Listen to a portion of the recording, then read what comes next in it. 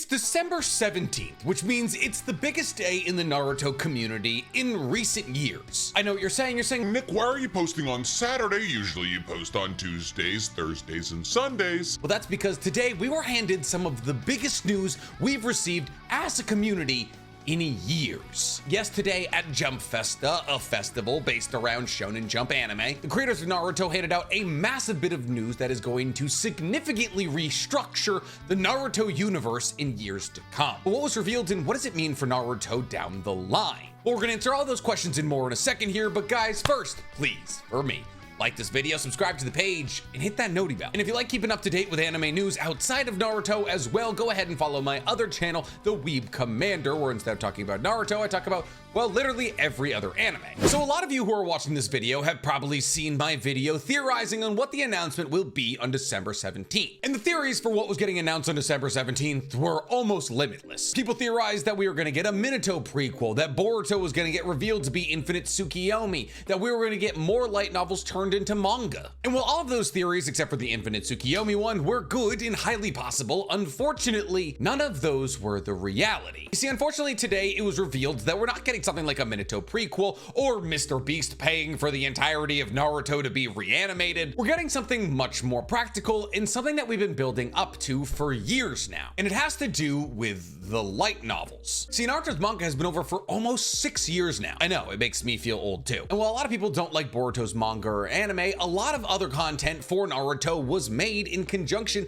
with Boruto's creation. And the majority of this IP is light novels. Light novels that tell us the story of what happened in Konoha in the 17-year gap between the end of Shippuden and the beginning of Boruto. Within the confines of these light novels, we have stories about Kakashi as Hokage. We have stories about Sasuke infiltrating prisons. We have stories about Sakura coming head to head against people who have somehow managed to make a pill that gives them the chakra of Kurama. We even got a light novel about Gaara trying to find a wife and just deciding that women aren't for him and that he's just going to be a cactus farmer forever. And all of these stories are 100% canon. Even though Kishimoto isn't the key author on them, he's a co-writer on every single one. And quite honestly, these light novels are my favorite pieces of Naruto content. They give us incredibly deep dives into characters who otherwise didn't get that time in the sun, and they also deepen the dynamics between individual characters like Sasuke and Sakura. Genuinely, I believe a lot of people don't understand Sasuke and Sakura's marriage until they read some of Sasuke's light novels. And while during the run of Naruto and Boruto, we have technically seen a couple of these light novels pseudo-animated, like at the end of Shippuden when Sasuke found the user of the Ketsurugan, that entire story was actually adapted from a light novel. We've seen it happen more often in Boruto than anything though. In fact, the opening of Boruto, the part of Boruto that deals with Shin Uchiha and Sarada's problems with Sasuke being her father and her not really knowing him, is also adapted from a Boruto light novel. The same could be said for the Steam Ninja Scrolls. The arc where Mirai, Maika, and Kakashi go looking for remnants of Joshinism cults under the guise of looking for hot springs. But unfortunately, a lot of these adaptations are kind of loose interpretations of the light novel story. The reason why they're loose interpretations is because they're being animated directly from the story. That is to say that all of these light novels didn't get a manga before they got an anime adaptation. However, that is also something we've seen changing recently. The best example of this is Sasuke Retsudan. Sasuke Retsudan is actually the second book in the Retsudan trilogy, with the first book being about Kakashi, the second book being about Sasuke, and the third book being about Naruto. But this Retsudan series is actually unique when it comes to light novels, because usually light novels have nothing to do with each other. There's only been a couple of circumstances where light novels have been related to each other. And those circumstances are Itachi's light novels and the Retsudan novels. However, because Sasuke Retsudan is now, I believe, in its 5th or 6th chapter, people believe that the announcement on the 17th might be that Naruto Retsudan, the logical continuation of Sasuke Retsudan's story, is also going to be getting its own manga, which was a very good guess. It makes sense because Sasuke Retsudan leaves off on a cliffhanger. The overarching quest that's trying to be accomplished during Sasuke Retsudan does not get done by the end of Sasuke Retsudan, and the story isn't finished until Naruto Retsudan. But unfortunately, that's not really like a big announcement. I mean, we got the announcement for Sasuke Retsudan getting its manga just kind of out of the blue. There was no cryptic tweet telling us to wait until Jump Festa, and the same thing could be said for when Steam Ninja Scrolls was announced to get its own manga. It was just kind of announced. There was no big date that everyone was counting down to. So if today we were just to get an announcement that Naruto Retsudan was getting its own manga, well,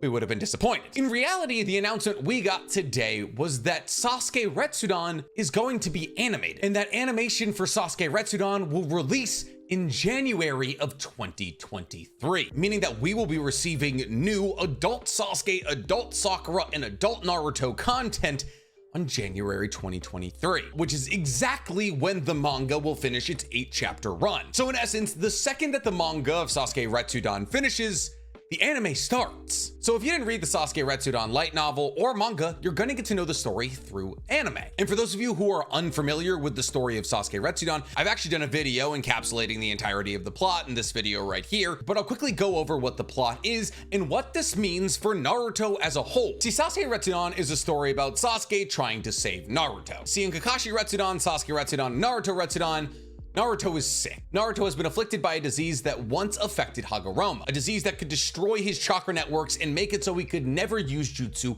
ever again. And therefore, the overarching theme of these 3 books is curing Naruto, who's already Hokage. The timeline of the Retsudan novels is during Boruto, but prior to Kurama's death. But in essence, Sasuke is trying to break into a prison where it's stated he'll be able to find materials that they could use to cure Naruto's illness. And over the duration of being in this prison, a plot to overthrow a country using Edo Tensei dragons, I'm not making that up, reveals itself, and Sakura and Sasuke have to work together in order to foil this plot and still find the cure for Naruto. Mind you, since this was written in a light novel, which was co-written by Kishimoto, the entirety of this is canon. And while technically the Boruto manga and anime are past this point, this is just going to be looking into a point that wasn't fleshed out by the Boruto anime, or manga for that matter. But what does this mean for Naruto as a universe? How are these episodes going to come out? Are they going to be released in Boruto? Are they going to be released in Naruto? Is it going to be its own thing? Well, in order to answer that question, we kind of have to look at Sasuke Retsudan as a whole. See, Sasuke Retsudan, the light novel, is 8 chapters. There's a prologue and an epilogue, but it's 8 chapters, which leads me and many others to believe that the manga itself is going to be about 8 chapters. And these 8 chapters of the manga are each about 40 pages long, which should be more than enough for 1 to maybe even 2 episodes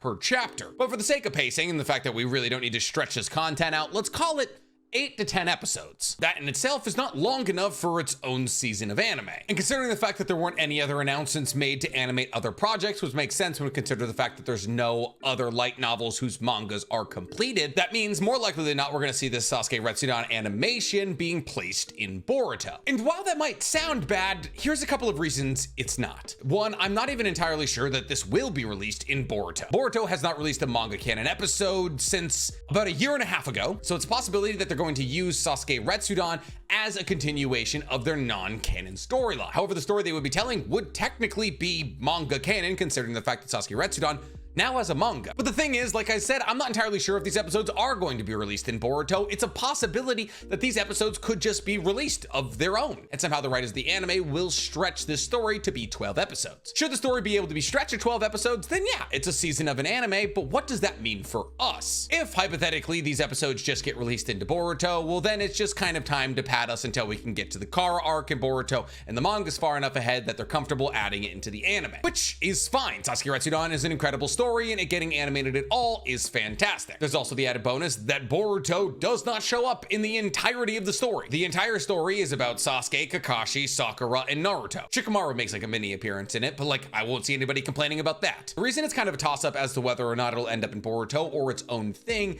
is because just throwing Sasuke Retsudan in the middle of Boruto's anime canon filler nonsense doesn't make a whole lot of sense when we consider the fact that it just has nothing to do with Boruto. Also, that the timeline of the Retsudan novels technically occurred in the past by a pretty large amount in the Boruto anime universe. It could be revealed that at one point Naruto was sick and about to lose his chakra networks, and therefore we have to tap into the story of how Naruto was saved and bing bang boom, Sasuke Retsudan. That's not crazy. And that may be the way that they do it because releasing it into Boruto does have some pros, but it also has some definite cons. The pros are Boruto already has an established fan base. Boruto week in and week out still rates as a top 10 anime in Japan. And while that is far from the case here in America, polls in Japan weigh a lot more heavily than polls in America to mangakas and creators of anime. So this established fan base would just be watching Sasuke Retsudan without really having to go anywhere else. It's just they would check in for Boruto one week and then boom, Sasuke Retsudan. The con is Boruto. It's really hard to tell somebody, hey, did you like this light novel or this manga you just read? Cool. Check into episode 295 of this show you haven't watched at all in order to watch this get animated. It's a bit weird. The pros and cons for releasing it on its own is the exact opposite. The pros are it's not tied into Boruto and therefore there's nothing sullying its name, while the cons are there's no established fan base of Sasuke Retsudan. Obviously there's people who are reading the manga and people who love Naruto light novels like myself, but there's no guarantee anybody will people watch it. But genuinely, where this gets released doesn't really matter all that much, because regardless of whether or not it's released within the confines of Boruto or as its own independent thing, the outcome of this releasal is the same. This is a test, and it's a really big one. By animating Sasuke Retsudan and tapping into other IP in Naruto outside of Boruto, Viz, Shonen Jump, Shueisha, and Kishimoto are showing their hand a little bit. The manga of Sasuke Retsudan is doing very well. Even though it's only being released bi-weekly every 2 weeks, millions of people are checking in to read it. That's because 1, people love Sasuke, and 2, more Naruto content. But by animating something that has nothing to do with Boruto, we're getting a hint at what's to come. Essentially, we're being told we're open to animating other projects. This right here is a softball thrown at us real slow and right down the middle. Viz in Shonen Jump took their highest selling light novel in Sasuke Retsudan and made it into a manga to test if people would like that. To take the step even one step further, they decided, let's not only make it a manga, but let's animate it. They are chumming the water for Naruto fans to see if we're still hungry for Naruto content. Because mind you, these are the same people animating and releasing Thousand Year Blood War arc every week. They have seen that fan bases that even without IP for almost 10 years are still feverish for more. And they're seeing how much money Thousand Year Blood War arc is making, both Tite Kubo, Viz, Shonen Jump, everybody. So if we, as the Naruto community, take the bait on this, if the numbers for the Sasuke Retsudan anime are blown out of proportion, if the entirety of the Naruto fanbase floods back in to watch this project, do you know what that looks like to a company? A company that for over 3 years has been releasing a mediocre, filler-filled, nonsensical version of Naruto 2.0 and Boruto? If the numbers for Sasuke Retsudan outperform Boruto, or if they even just come close, do you know what that looks like to a company whose number one interest, by the way, is making money? Maybe we should dip into some other IP. Maybe we should keep this money train rolling. And while obviously the obvious answer to Sasuke Retsudan's animation turning out to be profitable would be making other light novels into manga and then animating them, which would be incredible. Mind you, there is 20 plus Naruto light novels. If every single one of them managed to be their own 12 episode series,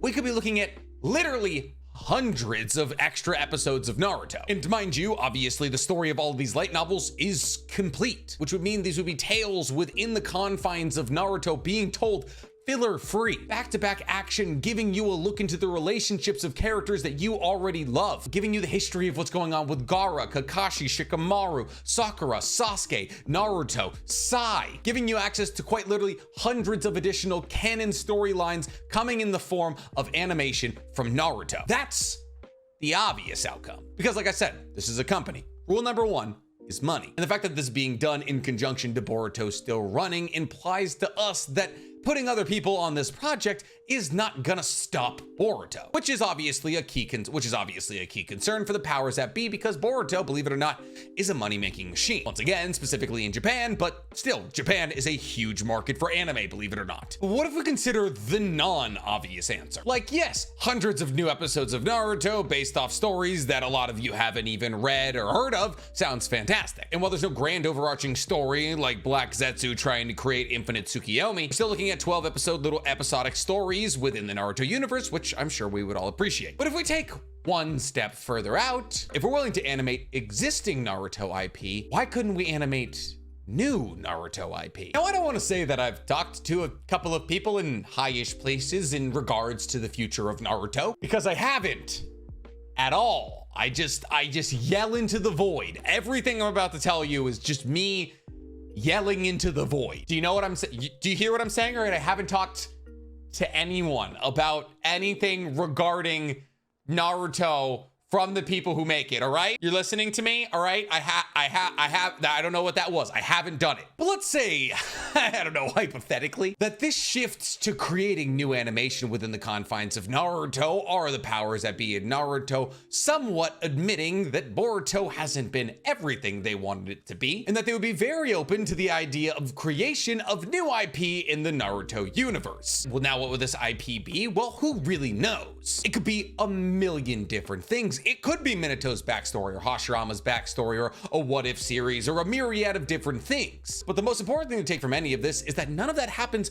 without support for their new animated projects. Because at the end of the day, those light novels run out eventually, and while that would take years, there are still very much large, unaccounted for gaps in the Naruto timeline. Things like the second and third Great Shinobi Worlds War, which would be covered by, oh, I don't know, something like Minato, the previous generations. And then obviously there's the growing culture of people who pit characters from either the same universe or different universe against each other in battles to see who's the strongest. And there could, I don't know, hypothetically be a world where one-shot comics were made where two characters were pitted against each other in battle, like Minato and Itachi, and this was all drawn by the powers that be who create Naruto, thus finally canonizing who would win in these kind of situations, because in reality, there is no limits to what could be created. Well, the announcement itself might seem kind of lackluster. Oh, cool, we're getting an anime for a book the majority of Naruto fans haven't even read. The implications of new animation in Naruto outside of the confines of Boruto's story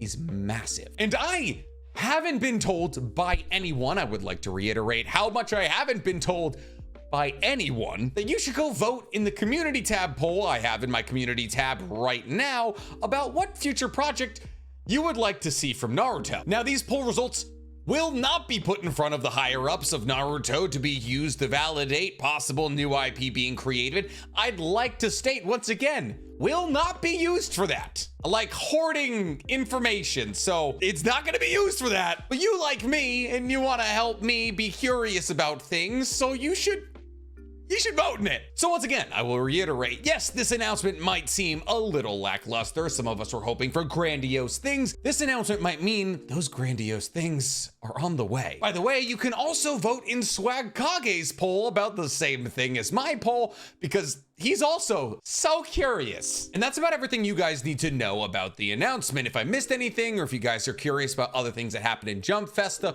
or if you're just excited about the possibilities of what we could be looking at in Naruto in the next couple of years, tell me in the comments below, guys. And while you're down there, please, for me, like this video, subscribe to the page, and hit that noti bell, and go vote in the community poll. I'd like to reiterate, nobody told me to do this.